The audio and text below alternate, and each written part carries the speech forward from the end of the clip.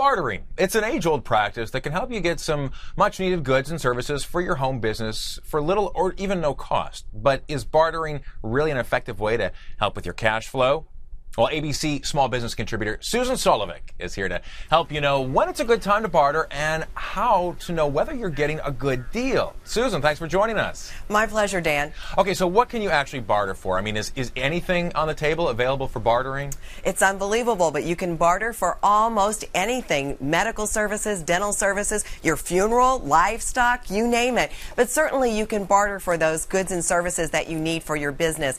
In fact, the International Reciprocal Trade Association estimates about $8 billion of goods and services are bartered in the U.S. annually, but some experts say it's as high as $20 billion, and about 500,000 businesses participate in commercial barter, and the majority of those are small businesses. Okay, so that's a pretty wide range. Yes. What are the most popular services that a small business can barter with?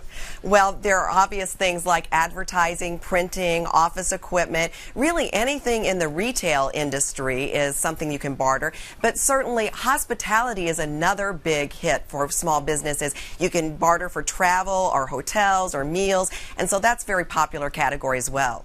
Okay, I mean, it's great. It's a great idea. Obviously, it helps on the cash flow situation as Right. well.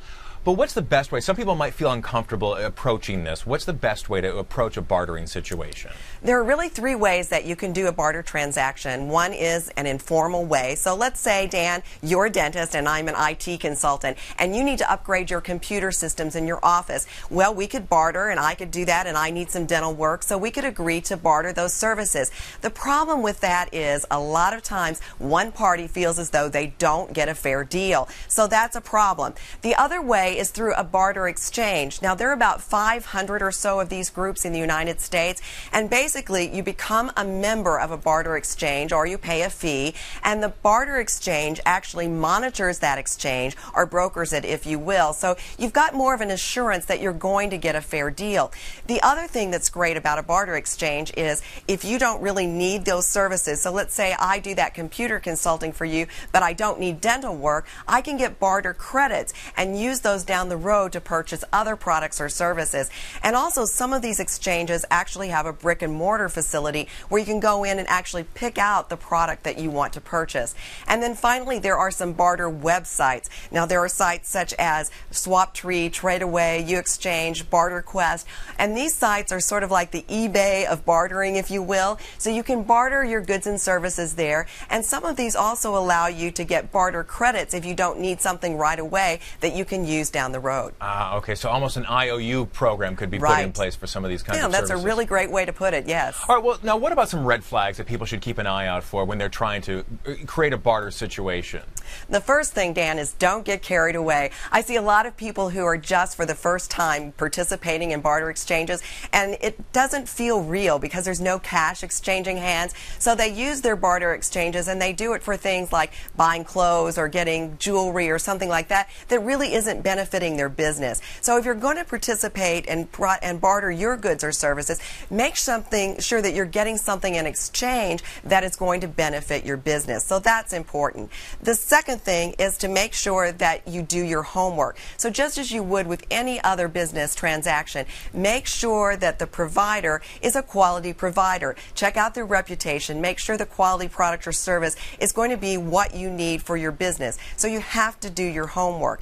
The third thing is to evaluate the exchange. Now, I mentioned this a little bit earlier, but you want to make sure that you are getting an even exchange. So you're comparing apples and apples and oranges, so to speak. So you want to make sure if you're doing this informally that at least you are getting some sort of letter of agreement that says, okay, this is what I'm going to provide, this is what you're going to give me in exchange, and this is how, when, where, and why it's going to be delivered. So you want to make sure you're getting that fair exchange.